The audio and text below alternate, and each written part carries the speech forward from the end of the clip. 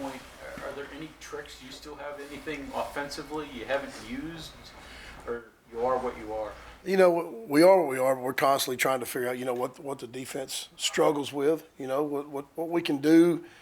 By this point, we've done just about everything, but, you can always break out stuff that you did early in the year. But from a teaching standpoint, we're still just trying to harp on the fundamentals of hand placement and base and pad level and strain and all that stuff. Other than the lack of distance that you have, anything else in the red zone that's apparent for the problems, or is it just you can't stretch the field you have on some of your pass plays? That's the biggest problem in the red zone with us is we're not dominant enough running the ball. We can't knock people off the ball right now, and we're not breaking tackles the way we should at running back. Even though Letty had a much better day running the ball, but that's the biggest thing when you get down there in the red zone. For a team that throws as much as we're having to right now, it's tough when you can't just line up and run power and run, knock people out of the way. We don't have the personnel to do that right now.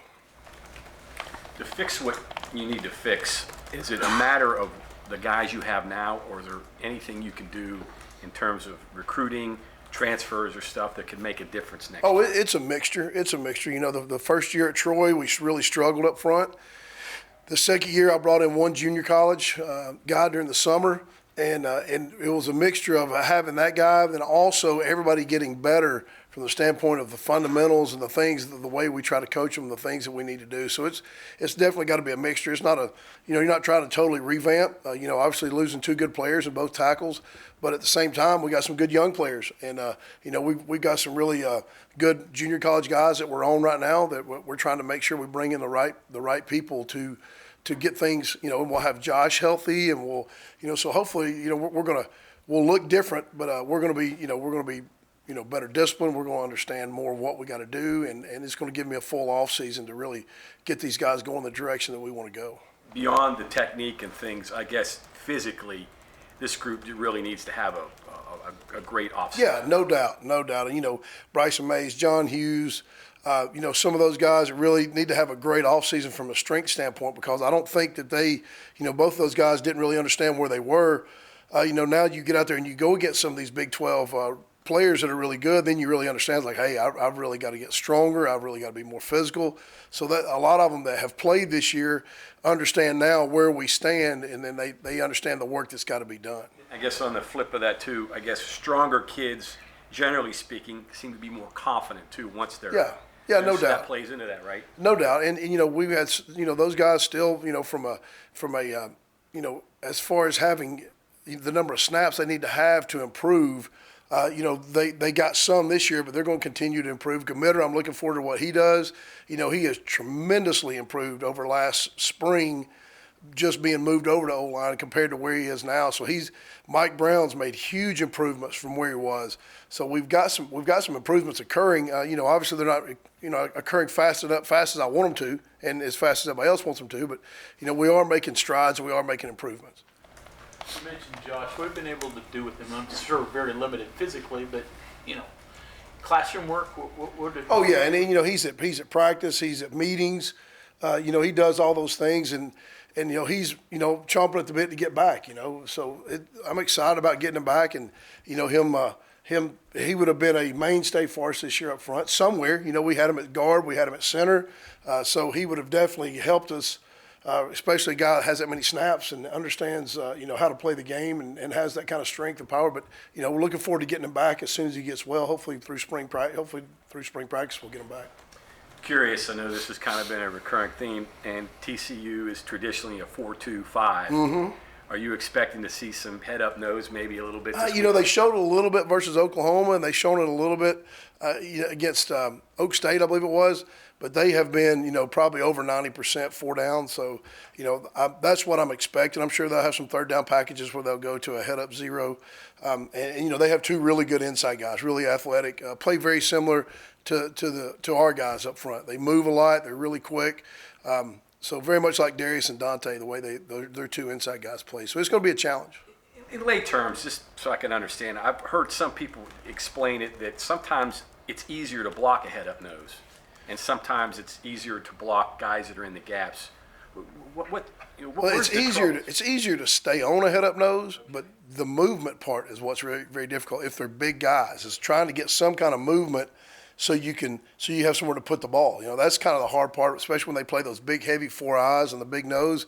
There's just no room in there, and everything presents its own issues. These 4 down guys, they move so much you can't come off the ball too hard because they're going to move around, and all of a sudden you're falling on your face. So there's a lot of teaching to be done. Versus this is really the first front that we've played that's very similar to ours as far as the way they move. So at least we've had some experience working with that, and I feel good about us understanding a lot of the things that we're going to try to do as far as fitting on these guys. But yeah, they do move around. They're the 2 insides are really good players. And you've kind of hit a perfect storm here with the inexperience that you've got at center and all of the experienced good noses that you faced this year. Yeah, no doubt. It's definitely been a growing year. It's been a learning year, and that's what I keep telling the kids, that have really struggled. It's tough when you go out there and you're going against a guy that's bigger and stronger than you, and but that's where your technique.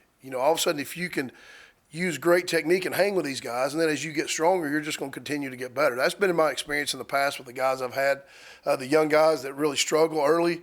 As they get older, as they become more mature and they become stronger and able to handle those guys, and they keep that technique that they learned when they weren't that strong, that's when you end up getting a really good player. Just like Colton McKivitz, he's a great example of a guy that was overpowered when he was younger and had to rely on great technique. Now, as he's an older player and he's stronger, he's still using that technique, and he's one of the best tackles in the league.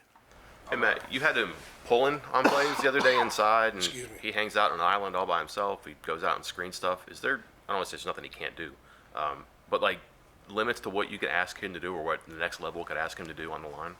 As far as Colton? Yeah, it just seems like he's anything you ask him to do. Excuse me.